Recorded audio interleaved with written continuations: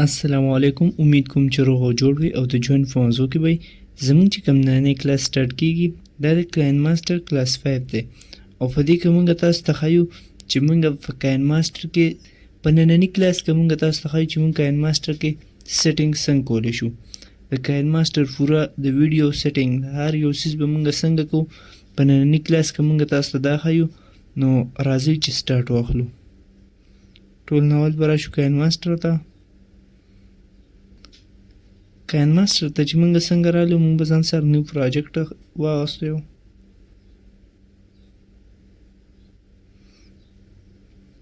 صحیح ده، موږ ځان سره پروجیکټ واغوستو. دلته دې ویډیو ته رالو.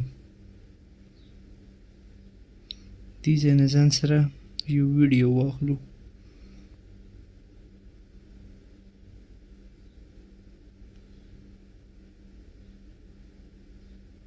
صحیح شو، موږ ځان سره دا یو ویډیو واغسته. په دې کې نننی چې کوم زموږ مین ټاپک دی هغه په سیټینګ باندې سیټینګ په آپشن باندې موږ کلیک کوو. په دې چې موږ څنګه کلیک کوو دې سره نه اول موږ سره دی آډیو دا زموږ چې کوم لومبنی لینس 100% دی. دې کې زموږ د که موږ غواړو چې زموږ وایس تیز دی موږ یې کمول غواړو نو هغه موږ دې ځای نه کمولی شو چې دا مکمل موږ څومره کمو دومره به افل زموږ وایس کمیږي. صحیح ده. د دې نه بعد آډیو فیډ ان د سټارټ دا په سیم وي ان په شانته دی.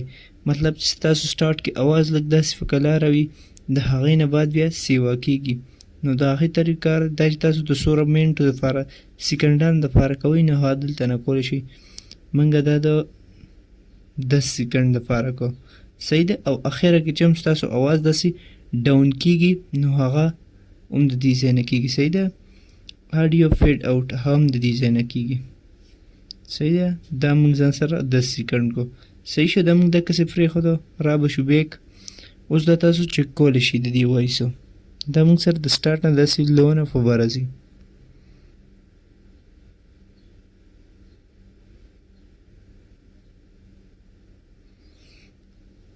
په دې باندې ویډیو خو زما خیال دی وایس هم نشته. ورګې بله ویډیو راولو. موږ ځان سره دا یو سونګ واغوستو.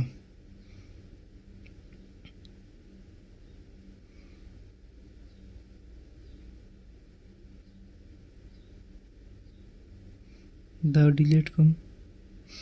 دا یو سونګ دی زموږ. دا اول موږ پلی کوو. په دې باندې زموږ هغه ایفیکټ ایډ شوی دی.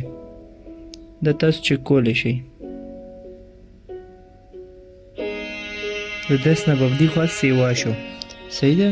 اوس دا تاسو اخیره کې هم چک کولی شئ چې دا به ډاون کیږي د 10 نه اخیري.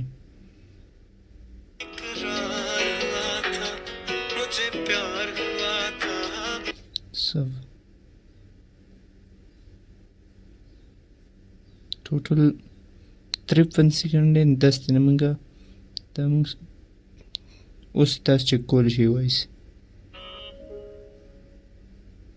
صحیح ده. دې کې موږ سره د اخري کې دا وایس داسې لو کېږي غونده کې.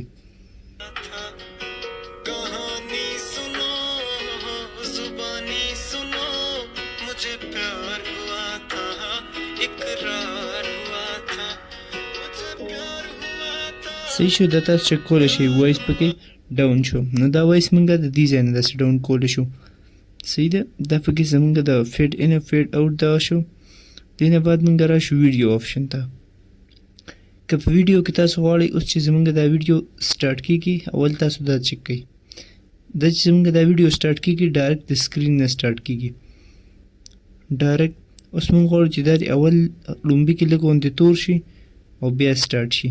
نو هغه به څنګه کوو. دلته به راشو ویډیو ته فیډ ان دا فین کو فیډ آوټ دا فیم آن کو. چې موږ که لومبي کې هم غواړو چې زموږ د په سکرین نری غوندې تور وي سپین دی کولاویږي دا فیمنګ سیوا کړو. 4 سیکنډ پورې موږ ځان سره واغوستو. که لاندنی تاسو واخلئ که دا فیډ آوټ مطلب اخري دپاره اخلئ نو هم صحیح ده که نه اخلئ هم څه مسله نشته. دا چې اوس موږ سره سټارټ کېږي دا نری غوندې تور دا موشن کوي. تاسو چک کولی شئ. صحیح ده. دا موږ سره د دا موشن و په لومړي کې موږ سره داسې کسټم موشن نو په KineMaster کې مونږه دا یو موشن ایډ کولی شو. صحیح ده، دا فیډ ان شو او دا اخیره کې بیا 10 سیکنډ کې چې دا مونږ سره ډاون کېږي ان هغه پکې ما کړی دی اخیري 10 سیکنډ.